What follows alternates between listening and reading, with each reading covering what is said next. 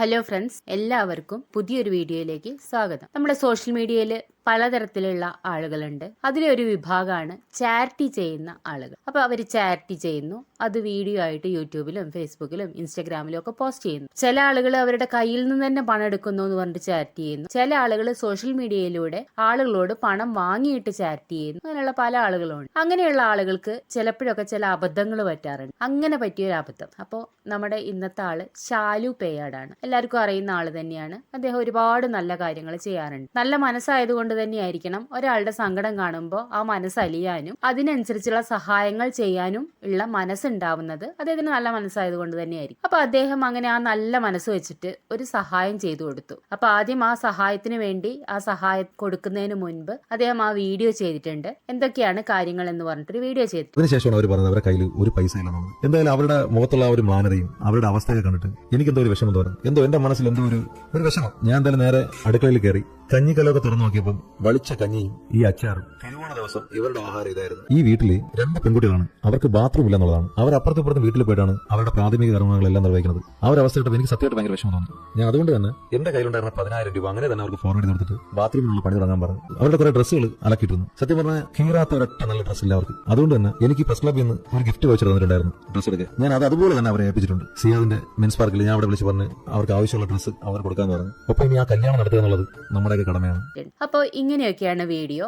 ഒരു വീട്, അവിടെ ഭയങ്കര കഷ്ടപ്പെട്ട് സാമ്പത്തികമായി ബുദ്ധിമുട്ടി ദാരിദ്ര്യത്തിൽ കഴിയുന്ന ഒരു അമ്മയും 2 മക്കളും, പെൺമക്കള്. ഭയങ്കര കഷ്ടമാണ്. ഒരു നേരം ഭക്ഷണം കഴിക്കാൻ പോലും നേരാവണ്ണം ഇല്ല. ഈ മക്കൾക്ക്, പെൺമക്കൾക്ക്, പ്രായപൂർത്തിയായ പെൺമക്കൾക്ക് ഉപയോഗിക്കാൻ ബാത്റൂം ഇല്ലായിട്ട് അടുത്ത വീട്ടിൽ എവിടെയൊക്കെയാണ് ബാത്റൂം ഉപയോഗിക്കുന്നത്. അങ്ങനെ വളരെ കഷ്ടപ്പെട്ട് കഴിയുന്ന ഒരു കുടുംബമാണെന്ന് പറയുന്നു. അങ്ങനെ ആ വീഡിയോ ചെയ്യുന്നു.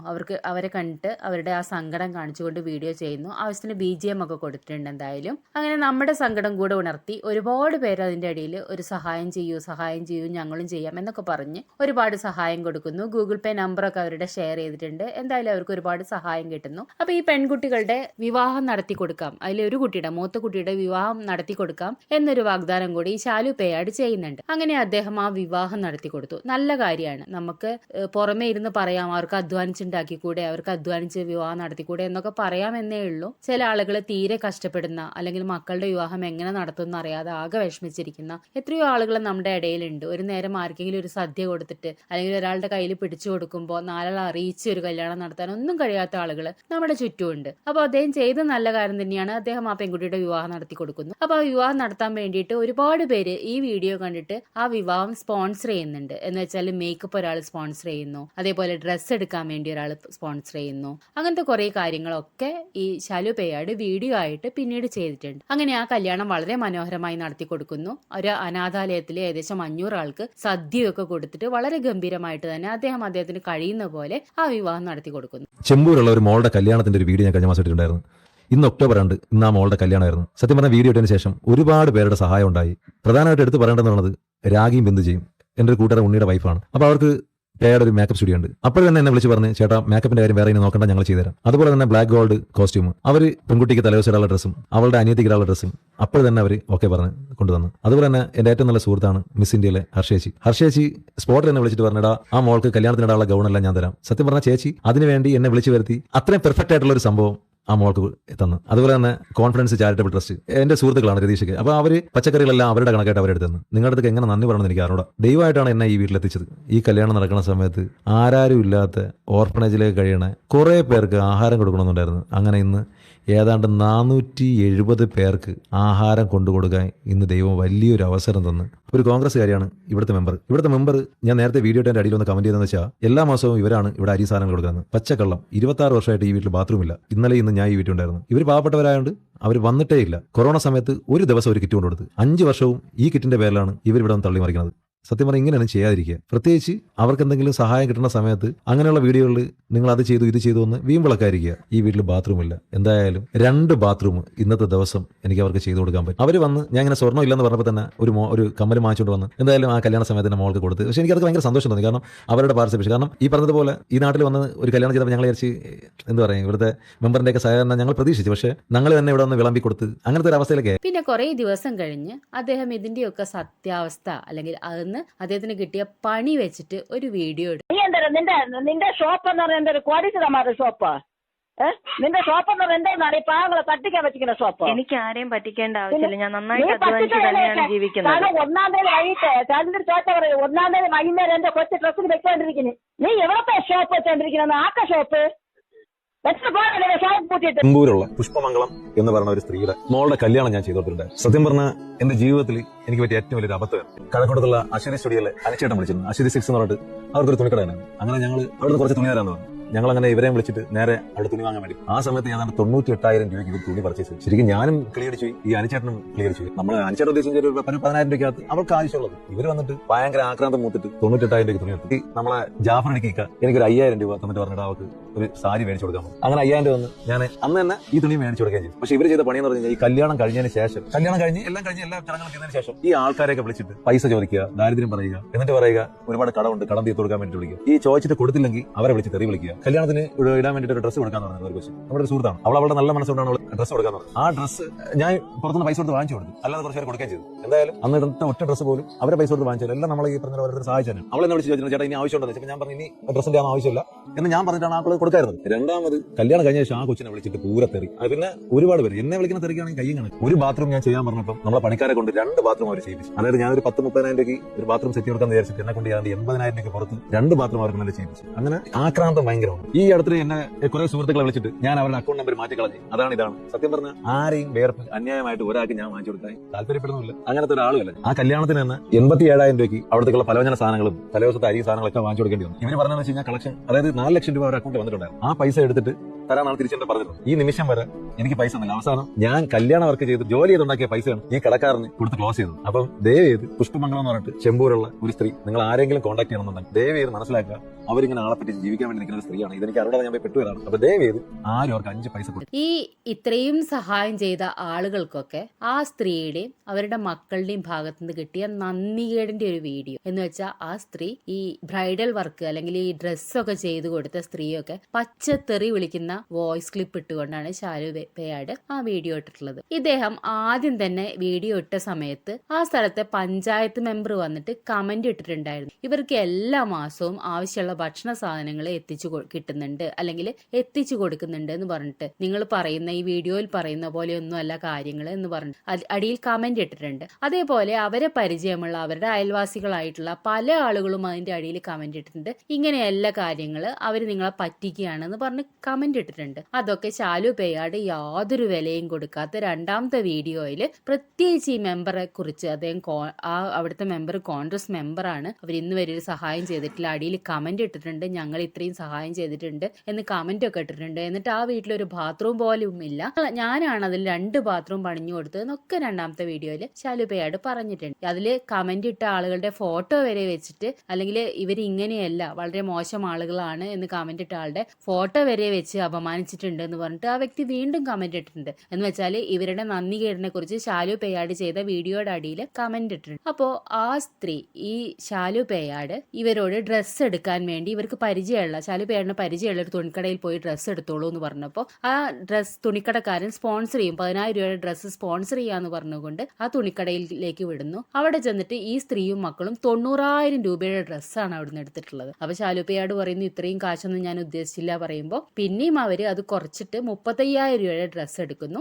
സ്പോൺസർ കൊടുക്കാന്ന് പറഞ്ഞ കടക്കാരനും ഈ ശാലു പേയാടും മന്ദം വിട്ടു നിൽക്കുന്നു. എന്തായാലും ശാലു പേയാടിന് ബാക്കി പണം അദ്ദേഹം സ്പോൺസർ ചെയ്ത് കൊടുക്കാന്ന് പറഞ്ഞ 10,000 രൂപ കഴിച്ചിട്ട് ബാക്കി കാശ് കൊടുത്ത് ഇവർക്ക് ആ ഡ്രസ്സ് എടുത്ത് കൊടുക്കേണ്ട ഗതികേട് വരുന്നു. എന്തായാലും അവരത് വാങ്ങുന്നു. പിന്നെ ഇവരുടെ കല്യാണത്തിന് വേണ്ടിയുള്ള ഗൗൺ ചെയ്തു കൊടുക്കാന്ന് പറഞ്ഞ സ്ത്രീയെയാണ് ഈ സ്ത്രീ, ഈ സഹായം പറ്റിയ സ്ത്രീ വിളിച്ചിട്ട് തെറി വിളിക്കുന്നത്. എന്തോ ഒരു തെറിയെ വിളിക്കുന്നതെന്ന് ആ വോയിസ് ക്ലിപ്പ് കേട്ടാൽ മനസ്സിലാക്കാവുന്നതേ ഉള്ളൂ. അപ്പോ ഒരു നന്ദി നമ്മൾ പ്രതീക്ഷിക്കേണ്ട കാര്യമില്ല. നമ്മളൊരാൾക്ക് സഹായം ചെയ്ത് കൊടുക്കുമ്പോൾ നമ്മൾ യാതൊരു നന്ദിയും പ്രതീക്ഷിക്കേണ്ട കാര്യമില്ല. പക്ഷെ ഇമാതിരി തെറിയൊക്കെ വിളിച്ചിട്ട് സഹായിക്കുന്നവരെ പോലും ഉപദ്രവിക്കുന്ന രീതിയിലേക്ക് കാര്യങ്ങൾ പോവാന്ന് പറയുന്നത് വളരെ കഷ്ടമാണ്. പൊതുവെ ഈ ചാരിറ്റി വീഡിയോ ചെയ്യുന്ന ആളുകൾ അവർക്ക് പറ്റുന്ന അബദ്ധങ്ങൾ ഒരിക്കലും തുറന്നു പറയാറില്ല. കാരണം അവർ ചാരിറ്റി വീഡിയോ ഇടുമ്പോൾ അതിന് നെഗറ്റീവ് പറയാൻ കുറേ ആളുകൾ ഉണ്ടായിരിക്കും. നിങ്ങൾ എന്തിനാ വേണ്ടാത്ത പണിക്ക് നിൽക്കുന്നേ എന്നൊക്കെ നെഗറ്റീവ് പറയാൻ ഒരുപാട് ആളുകൾ ഉണ്ടായിരിക്കും. അപ്പൊ അവരാരും ഒരിക്കലും അവർക്ക് ആ ചാരിറ്റി ചെയ്ത് കൊടുത്തെന്ന് അവർക്ക് ഒരുപാട് പ്രശ്നങ്ങൾ ഉണ്ടായിന്ന് ഒരിക്കലും തുറന്നു പറയാൻ തയ്യാറാവില്ല. ആ കാര്യത്തിൽ ഈ ശാലു പേയാടിനോട് എനിക്ക് വളരെയധികം ബഹുമാനമുണ്ട്.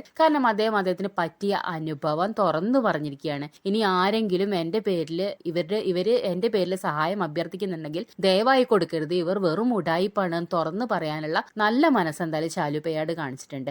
ഇതിന്റെയൊക്കെ പ്രശ്നം എന്താ അറിയോ, നമ്മൾക്ക് ഒരാൾക്ക് ഒരു 10 രൂപ കൊടുക്കാനുള്ള മനസ്സുണ്ടെങ്കിലും ഇത്തരം തെണ്ടിത്തരം ചെയ്യുന്ന ആളുകൾ കാരണം നമുക്കൊരാൾക്ക് ഒന്നും കൊടുക്കാൻ തോന്നാതെ, അർഹിക്കുന്ന എത്രയോ ആളുകൾക്ക് ഒന്നും കൊടുക്കാൻ തോന്നാത്ത ഒരു മനസ്സ് വരുന്ന അവസ്ഥയാണുള്ളത്. ഇപ്പൊ നമ്മൾ ഇതേപോലത്തെ ഏതെങ്കിലും ഒരു അമ്മയും 2 മക്കളും കഷ്ടപ്പെട്ട് ജീവിക്കുന്നത് കാണുമ്പോൾ അവരെ ഒന്ന് സഹായിക്കാന്ന് ഒരു വട്ടം ചിന്തിച്ചാലും രണ്ടാമത്തെ വട്ടം ചിന്തിക്കും ഇതൊക്കെ വെറുതെ ആയിരിക്കും, ചിലപ്പോൾ അവരുടെ ഉടായ്പായിരിക്കും എന്ന് ചിന്തിക്കുന്ന അവസ്ഥയാണ് ഇത്തരം ആളുകൾ കാരണം ഉണ്ടാവുന്നത് എന്നുള്ളതാണ്. അതേപോലെ തന്നെ ഇപ്പൊ നമ്മളെ കയ്യിൽ നിന്ന് ഒരു സഹായം എടുത്തിട്ട് ഒരാൾക്ക് കൊടുക്കുകയാണെങ്കിൽ ഓക്കെ, ഇപ്പൊ ശാലു പേയാട് അദ്ദേഹത്തിന്റെ സ്വന്തം പണം മാത്രം എടുത്തിട്ടാണ് ഈ സഹായം കൊടുക്കുന്നതെങ്കിൽ ഓക്കെ. പക്ഷെ അദ്ദേഹം ചെയ്ത ഒരു വീഡിയോ, ഈ ആളുകളുടെ എല്ലാ കണ്ണീർ കഥകളും വെച്ചിട്ട് അദ്ദേഹം ചെയ്ത ഒരു വീഡിയോ കാരണം എത്രയോ ആളുകൾ ഇവരുടെ ജിപേയിലേക്ക് പണം അയച്ചു കൊടുത്തിട്ടുണ്ട്. അവരെന്ന് പറഞ്ഞാല് ഇപ്പോ എല്ലാ ആളുകളും, ഇത് കാണുന്ന എല്ലാ ആളുകളും കാശുണ്ടായിട്ടൊന്നും ആയിരിക്കില്ല സഹായിക്കുന്നത്, അല്ലെങ്കിൽ ഒരുപാട് പണക്കാരൊന്നും ആയിരിക്കില്ല സഹായിക്കുന്നത്. പാവപ്പെട്ട ആളുകൾ ഒരു 50 രൂപ സ്വന്തം കുഞ്ഞിന്റെ മരുന്ന് വാങ്ങാൻ വേണ്ടി എടുത്തു വെച്ചൊരു 50 രൂപ, അയ്യോ ഇതിലും ആവശ്യമില്ല ആ കുട്ടിയുടെ കല്യാണം എന്ന് വിചാരിച്ചിട്ട് കൊടുക്കുന്നവരുണ്ടായിരിക്കും. അത്തരം ആളുകളെ ചീറ്റ് ചെയ്യുകയാണ് ചെയ്യുന്നതെന്ന് വേണമെങ്കിൽ പറയാം. നിങ്ങൾ ആലോചിക്കുക, ഒരു വീഡിയോ ചെയ്യുന്നതിന് മുൻപ് അറ്റ്ലീസ്റ്റ് ആ ഒരു കോമ്പൗണ്ടിൽ അല്ലെങ്കിൽ അവരുടെ തൊട്ടടുത്ത വീട്ടിൽ താമസിക്കുന്ന ആളുകളോടെങ്കിലും ഒന്ന് ചോദിക്കുക, അല്ലെങ്കിൽ മെമ്പറോടൊന്ന് ചോദിക്കുക. ഇതിപ്പോ മെമ്പർ അതിന്റെ അടിയിൽ വന്ന് കമന്റ് ചെയ്തിട്ടുണ്ട്, ഇവർ വെറും നുണയാണ് പറയുന്നത്, ഉടായിപ്പാണ്, വിശ്വസിക്കരുതെന്ന് കമന്റ് ചെയ്തിട്ടുണ്ട്. അതുപോലും മുഖവിലയ്ക്ക് എടുക്കാതെ അവര് അവിടെ ഒരു സഹായവും ചെയ്യുന്നില്ല. അവർ 5 വർഷം മുൻപ് കൊറോണ കാലത്ത് ഒരു കിറ്റ് കൊടുത്തതിന്റെ മേന്മ പറഞ്ഞിട്ടാണ് ഇത്രയും കാലം നടക്കുന്നത് എന്നൊക്കെ ആ മെമ്പർ പോലും അപമാനിച്ചിരിക്കുകയാണ്. ആ മെമ്പറൊക്കെ ഒരു കേസ് കൊടുക്കേണ്ടതാണെന്നാണ് അഭിപ്രായപ്പെടാനുള്ളത്. അത്രയും മോശമായ രീതിയിലാണ് അത് കാര്യങ്ങൾ കൈകാര്യം ചെയ്തിട്ടുള്ളത്. നമ്മളൊരാൾക്ക് ഒരു സഹായം കൊടുക്കുമ്പോൾ അവരതിനെ അർഹിക്കുന്ന ആളാണോ എന്ന് മനസ്സിലാക്കാൻ, തിരിച്ചറിയാനുള്ള അറിവെങ്കിലും നമുക്ക് വേണം ഇത്തരം കാര്യങ്ങൾ ചെയ്യുന്ന ആളുകൾക്ക് എന്നേ പറയാനുള്ളൂ. ഇതുപോലെ തന്നെ അൽ ഫുഡി സൂരജ് TVM എന്ന് പറഞ്ഞിട്ടൊരു ചാനലുണ്ട്. ഞാൻ അങ്ങനെ സ്ഥിരമായിട്ട് കാണുന്ന ചാനലൊന്നല്ല, പക്ഷെ ഇതിന്റെ ഒരു വീഡിയോ എനിക്കൊരു ഫീഡിൽ വന്നതുകൊണ്ട് ഞാൻ ഇത് കണ്ടിരുന്നു. ഒരു സ്ത്രീ, അവര് പണ്ട് വീട്ടുകാരെ എതിർത്തുകൊണ്ട് ഒരാളുടെ കൂടെ ഒളിച്ചോടി പോകുന്നതാണ്. അങ്ങനെ അവർക്ക് 2 കുട്ടികളുണ്ടായി. അദ്ദേഹം ഭയങ്കര ഫ്രോഡായിരുന്നു, ഈ സ്ത്രീയെ ഉപേക്ഷിച്ചിട്ട് പോയി. ഈ 2 കുട്ടികളെയും കൊണ്ട് ഈ സ്ത്രീ വളരെ കഷ്ടപ്പെടുകയാണ്. അപ്പൊ ഈ സൂരജ് നമുക്കറിയാം ഉബൈദൊക്കെ ചെയ്യുന്ന പോലെ സഹായങ്ങൾ വെറുതെ ആളുകളെ സർപ്രൈസ് ആക്കി സഹായം കൊടുക്കുന്ന ആളാണ്. അപ്പൊ ഒരു 3 ഷീറ്റിൽ അദ്ദേഹം 2000 രൂപ 3000 രൂപ 5000 രൂപ എന്നൊക്കെ എഴുതിയിട്ട് ആ സ്ത്രീയെ കാണിക്കാതെ ഇതൊന്ന് സെലക്ട് ചെയ്യാൻ പറയുന്നു. ആ സ്ത്രീ 5000 രൂപ സെലക്ട് ചെയ്യുന്നു. അപ്പോൾ ഇത് വെച്ചിട്ട് നിങ്ങൾ എന്ത് വാങ്ങും ചോദിക്കുന്നു. അപ്പോൾ പറയുന്നു ഞാൻ ഫുഡ് വാങ്ങുന്നു പറയുന്നു.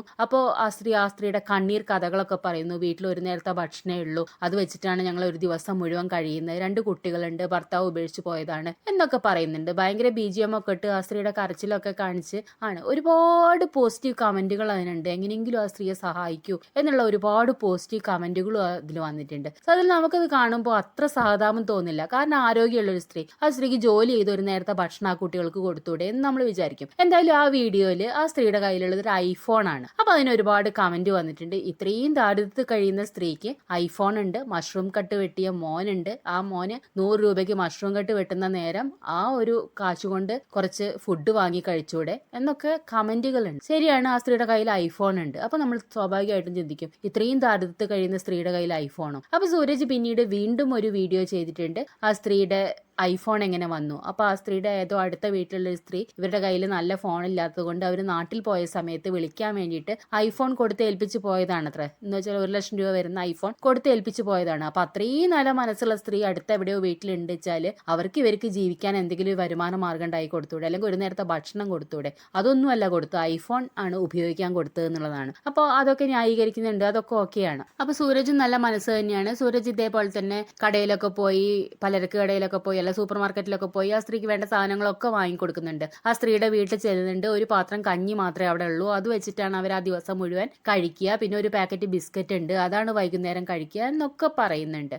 2 കുട്ടികളുണ്ട്, ആ സ്ത്രീ ഉണ്ട്. നമ്മൾ സ്വാഭാവികമായിട്ടും ചോദിച്ചു പോകും, ഈ സ്ത്രീക്ക് എന്തെങ്കിലും ജോലി ചെയ്ത് ജീവിച്ചൂടെ, വീട്ടുപണി ചെയ്ത് ജീവിച്ചൂടെ എന്ന് ചോദിച്ചു പോകും. അതിന് അങ്ങനെ ചോദ്യം നേരിടാൻ വേണ്ടിയിട്ട് അതിലൊരു കാരണം പറയുന്നുണ്ട്. ആ സ്ത്രീക്ക് ഒരു ആക്സിഡന്റ് സംഭവിച്ചതാണ്. ആ സ്ത്രീയുടെ കൈ ഈ കുറച്ചിങ്ങനെ മറ്റേ കൈ കൊണ്ട് പൊക്കിയാൽ മാത്രമേ മാത്രമേ പൊങ്ങുള്ളൂ, ആ സ്ത്രീക്ക് ജോലി ചെയ്യാൻ പറ്റില്ല എന്ന് പറയുന്നുണ്ട്. ശരിയായിരിക്കും. പക്ഷേ ആ സ്ത്രീ ആ വീട്ടിൽ നിന്ന് അവിടെ ഇരുന്ന ബക്കറ്റ് എടുത്ത് പൊക്കി അതിൻ്റെ ഉള്ള അരി ഇല്ലാന്ന് കാണിച്ചു കൊടുക്കുന്നുണ്ട്. ആ കുട്ടിയെ കയ്യിൽ എടുത്ത് നിൽക്കുന്നുണ്ട്. അങ്ങനെയൊക്കെ ചെയ്യാൻ പറ്റുന്ന സ്ത്രീക്ക് അടുത്ത ഏതെങ്കിലും ഒരു വീട്ടിൽ ചെന്നിട്ട്, കുറച്ച് സാമ്പത്തികമുള്ള ഒരു വീട്ടിൽ ചെന്നിട്ട്, എനിക്ക് കയ്യിന് സ്വാധീനക്കുറവുണ്ട്, ഒരു കയ്യിന് സ്വാധീനക്കുറവുണ്ട്, എനിക്ക് ഈ വീട്ടിൽ എന്നെ കൊണ്ട് ചെയ്യാൻ പറ്റുന്ന എന്തെങ്കിലും ഒരു ജോലി തരുമോ, ഞാനിവിടെ മുറ്റടിച്ച് തന്നാൽ എനിക്കൊരു 50 രൂപ ദിവസം തരുമോ എന്ന് ചോദിച്ചൂടെ, എന്നിട്ട് അധ്വാനിച്ച് ജീവിച്ചൂടെ? ഇതാ നമ്മളെ നാടല്ലേ. ഇവിടെ എത്ര ആളുകൾ ശാരീരികമായ ബുദ്ധിമുട്ടുകൾ ഉണ്ടായിട്ട്, അംഗവൈകല്യങ്ങൾ ഉണ്ടായിട്ട് ലോട്ടറി വിറ്റ് ജീവിക്കുന്നുണ്ട്. അതിന് ഇത്ര കയ്യിന് സ്വാധീനം വേണോ? ഒരു കൈ പൊക്കാൻ പറ്റില്ല വെച്ചാൽ അവർക്ക് എന്താ ലോട്ടറി വിറ്റ് ജീവിച്ചൂടെ എന്നൊക്കെ നമുക്ക് തോന്നിപ്പോവും. ഇപ്പോൾ അതിന് 2 കുട്ടികൾ സ്കൂളിൽ പോകുന്നില്ല. അതിന് കാരണമായിട്ട് പറയുന്നത് LKGയിൽ ഫീസ് കൊടുക്കണം, ഫീസ് കൊടുക്കാത്തതുകൊണ്ടാവും സ്കൂളിൽ നിന്ന് പുറത്താക്കി, പരീക്ഷ എഴുതാൻ സമ്മതിച്ചില്ല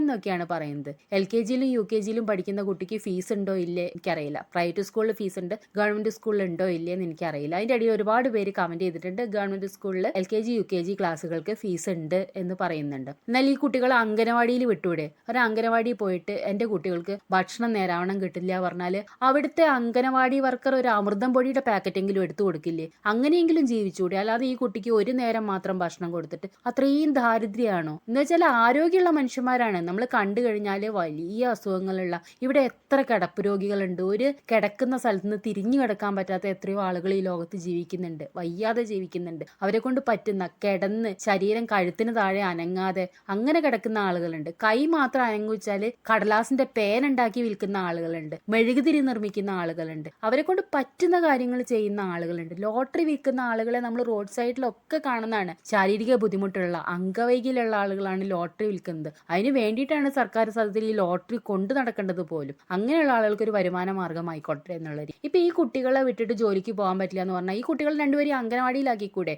അല്ലെങ്കിൽ വേണ്ട, ഏത് സ്കൂളാണ് ഇവർ ഈ ഫീസ് ഇല്ല പറഞ്ഞിട്ട് ഇത്രയും ദാരിദ്ര്യത്തിൽ കഴിഞ്ഞ് ഇവരെ പുറത്താക്കിയതെന്നൊന്നും അറിയണമല്ലോ. അത്രയും കണ്ണുചോരയില്ലാത്ത സ്കൂളുകളുണ്ടോ ഇവിടെ? ഗവൺമെന്റ് സ്കൂളിലാണെങ്കിൽ അവരോട് പോയി പറയുക, ഇനിയിപ്പോൾ LKG UKG ഫീസ് ഉണ്ടെങ്കിൽ അവരോട് പോയിട്ട് പറയുക, എനിക്ക് ഫീസ് തരാൻ നിവർത്തിയില്ല, എൻ്റെ കുട്ടികളെ പഠിപ്പിക്കണം, അല്ലെങ്കിൽ എനിക്ക് എൻ്റെ കുട്ടികൾക്ക് ഒരു നേരം ഭക്ഷണം കഴിക്കാൻ നിവർത്തിയില്ല, ഇവിടെ വിട്ട് കഴിഞ്ഞാൽ 2 നേരം ഭക്ഷണം ആ കുട്ടികൾക്ക് കിട്ടുമല്ലോ എന്ന് പറഞ്ഞൂടെ? എന്തിനാണ് ഈ ആളുകളുടെ സഹായം സ്വീകരിച്ചിട്ട് ജീവിക്കുന്നത്? ഒരിക്കലും ആരുടെയും സഹായം സ്വീകരിച്ച് ജീവിക്കേണ്ട യാതൊരു കാര്യവും ഇല്ല. അത്രയും വയ്യാത്ത, ഇപ്പൊ ചില വീടുകളിലൊക്കെ നമ്മൾ കാണാം എല്ലാവരും രോഗികൾ, എല്ലാവർക്കും കിഡ്നി ഫെയിലിയർ, അങ്ങനത്തെയൊക്കെ ഒരുപാട് കഷ്ടപ്പെട്ട് ജീവിക്കുന്നവരുണ്ട്. അതൊക്കെ അംഗീകരിക്കുന്ന കാര്യം തന്നെയാണ്. പക്ഷെ നമ്മൾക്ക് പ്രത്യക്ഷത്തിൽ കാണുമ്പോൾ യാതൊരു ശാരീരിക ബുദ്ധിമുട്ടുകളും ഇല്ലാത്ത ആളുകളൊക്കെ ഈ ചാനലുകാർ, ഈ ചാറ്റ് ചെയ്യുന്ന ചാനലുകാർ പോയിട്ട് സഹായം അങ്ങോട്ട് കൊടുത്ത്, ഇപ്പൊ എനിക്ക് തോന്നുന്നു ഈ ചാറ്റ് ചെയ്യുന്ന ആളുകൾക്കൊന്നും സഹായിക്കാൻ ആരുമില്ല, സഹായം കൊടുക്കാൻ ആരും ഇല്ലാത്തത് കൊണ്ട് ആരെങ്കിലും പിടിച്ചു കൊണ്ടുവന്ന് സഹായം കൊടുത്ത് കണ്ടന്റ് ഉണ്ടാക്കുകയാണോ എന്ന് വരെ നമുക്ക് തോന്നിപ്പോ.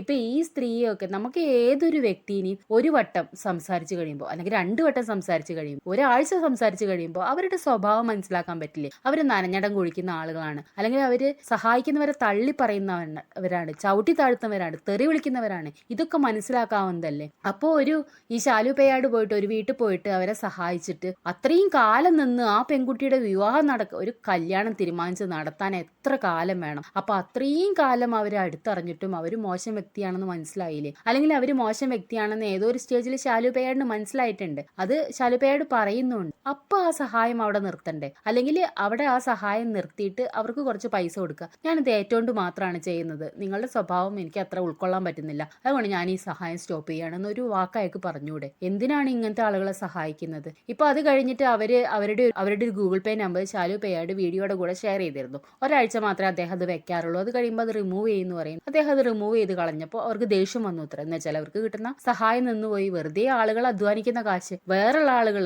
അന്യം വേർക്കുന്ന കാശ് എന്ന് പറയില്ലേ, അങ്ങനെ വേറുള്ളവർ അധ്വാനിക്കുന്ന കാശ് വെറുതെ കയ്യിലേക്ക് കിട്ടുമ്പോൾ ആളുകൾക്ക് ഭയങ്കര സന്തോഷമല്ലേ? അതാണ് ഇതിലൊക്കെ നടക്കുന്നത് എന്നുള്ളതാണ്. നമ്മൾ ഈ ചാറ്റിക്കാരെ കുറിച്ച് എന്തെങ്കിലും പറഞ്ഞു കഴിഞ്ഞാൽ ഉടനെ വന്നിട്ട് ഒരു വലിയ ജനക്കൂട്ടം വന്നിട്ട് നമ്മളെ ആക്രമിക്കും. നിങ്ങളൊരു 10 രൂപ ആർക്കും കൊടുക്കാതെ കൊടുക്കുന്നവരെ മുടക്കാൻ നിൽക്കുന്നു എന്നൊക്കെ ചോദിച്ചിട്ട്. പക്ഷെ കണ്ടില്ലേ, ഇതൊക്കെയാണ് അനുഭവം എന്ന് പറയുന്നത്. ഇങ്ങനത്തെയൊക്കെ കാര്യങ്ങളാണ്. അതുകൊണ്ടാണ് ആർക്കും ഈ സഹായം കൊടുക്കാൻ ആളുകൾ മടിക്കുന്നത്. ഇവിടെ എത്രയോ സഹായം അർഹിക്കുന്ന ആളുകളുണ്ട്. നമ്മൾ എപ്പോഴും ഗവൺമെന്റിനെ കുറ്റം പറയും, അതിദരിദ്രരില്ലാത്ത ഇല്ലാത്ത കേരളം എന്ന് പറയുന്നു, എന്തൊരു വിഡിത്താണത്, ഇവിടെ എത്ര കഷ്ടപ്പെടുന്ന ആളുകളുണ്ട്. പക്ഷെ സർക്കാരൊക്കെ കുറേ സഹായം ചെയ്യുന്നുണ്ട്. ആ സഹായം കുറച്ച് സ്വീകരിച്ച് കുറച്ചെങ്കിലും സ്വന്തം അധ്വാനം കൊണ്ടും കൂടെ മുന്നോട്ട് പോവുകയാണെങ്കിൽ ഒരു മനുഷ്യന് മുന്നോട്ട് പൊക്കൂടെ? എന്തിനാണ് ഇങ്ങനെ കുറ്റം പറയുന്നത്? അല്ലെ സർക്കാരിന് എന്തിനാണ് ഈ കുറ്റം പറയാൻ നിൽക്കുന്നത്? ഇപ്പൊ അച്ചായൻ വെച്ചു കൊടുത്ത വീടിന്റെ വിഷയം നമ്മൾ കണ്ടതാണ്. ഈ അച്ചായൻ എന്ന് പറയുന്ന വ്യക്തി വളരെ കഷ്ടപ്പെട്ട് അദ്ദേഹത്തിന്റെ സ്വന്തം കൈത്തെ കാശെടുത്തിട്ട് വീട് വെച്ചു കൊടുക്കുന്നു. എന്നിട്ട് അവർക്ക് നന്ദിയുണ്ടോ? അവർ പറയുന്നത് ലൈഫ് മിഷൻ വെച്ച വീടാണെന്ന് പറയുന്നു. സത്യത്തിൽ ഇത് ലൈഫ് മിഷൻ കുറച്ച് കാശ് കൊടുത്തു,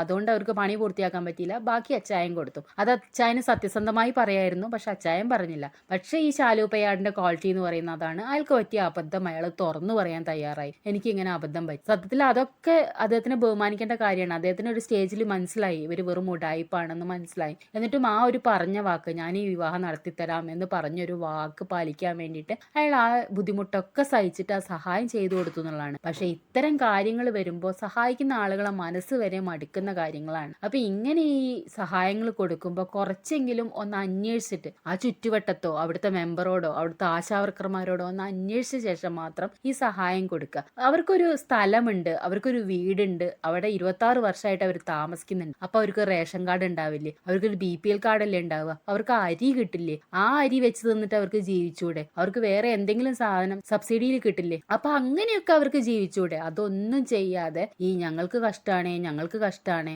ആരോഗ്യമുള്ള 3 പേരാണ്, അമ്മയും 2 മക്കളും. ഈ 3 പേരും കൂടെ വീട്ടുപണിക്ക് പോയാൽ എത്ര കാശുണ്ടാക്കുക അവർക്ക്? ഇവരുടെ ഈ 26 വർഷം വീട്ടിൽ അവർ താമസിക്കുന്നു എന്ന് പറയുന്നു. 26 വർഷം അവർ ജീവിച്ചില്ലേ? ആ 26 വർഷം അധ്വാനിച്ച അവർക്ക് ഇത്തിരിയെങ്കിലും കാശ് ബാക്കി വെച്ചിട്ട് സ്വന്തം അധ്വാനം കൊണ്ട് സ്വന്തം മോളുടെ കല്യാണം നടത്തി വിടുന്നതിൽ എന്തൊരു അന്തസ്സുണ്ട്? മറ്റുള്ളവരെ പറ്റിച്ച് അല്ലെങ്കിൽ സഹായിക്കാൻ പറ്റിച്ചു എന്നുള്ളത് പോട്ടെ, കാശ് വാങ്ങി എന്നുള്ളത് പോട്ടെ, സഹായിക്കാൻ മനസ്സ് സൗജന്യമായിട്ട് സഹായം കൊടുത്ത ആളുകളെ തെറി വിളിക്കുന്നത് എന്തൊരു തോന്നിയാസാണ്. സത്യത്തിൽ ഇതൊക്കെ കാണുമ്പോൾ സങ്കടം തോന്നുകയാണ്. ഈ ചാരിറ്റി എന്ന് പറഞ്ഞിട്ട് എത്രയോ ആളുകൾ കണ്ണീരോടുകൂടെ അവരുടെ ആവശ്യത്തിന് കൂട്ടിവെച്ച കാശൊക്കെയാണല്ലോ എടുത്തു കൊടുക്കുന്നതെന്ന് ഓർക്കുമ്പോൾ സങ്കടം തോന്നി. ഇപ്പൊ ഇതിന് ഒരുപാട് തെറി വിളിക്കും. നിങ്ങൾ ഒരു സഹായം ചെയ്യൂല, ചെയ്യുന്നവരെ തെറി നിങ്ങൾ സമ്മതിക്കൂല, നിങ്ങൾ 10 രൂപ ആർക്കും കൊടുക്കൂല എന്നൊക്കെ പറഞ്ഞ് കമന്റ് ഇടാൻ ആളുകൾ ഉണ്ടായിരിക്കും. പക്ഷെ ഇത് കണ്ട് ഇതിന്റെ സത്യാവസ്ഥ ചിന്തിച്ച് നോക്കുന്നതുകൊണ്ടാണ് ഇത് പറയുന്നത് എന്നുള്ളതാണ്. അപ്പൊ ഇനിയെങ്കിലും അർഹതപ്പെട്ടവർക്കാണോ കൊടുക്കുന്നത്? ചാരിറ്റിക്കാർ വന്നിട്ട് ഇങ്ങനത്തെ പല വീഡിയോയോടും നമ്മളത് കണ്ടിട്ട് കുറെ കണ്ണീരൊഴുക്കും, ഒക്കെ സത്യം തന്നെയാണ്. പക്ഷെ നമ്മള്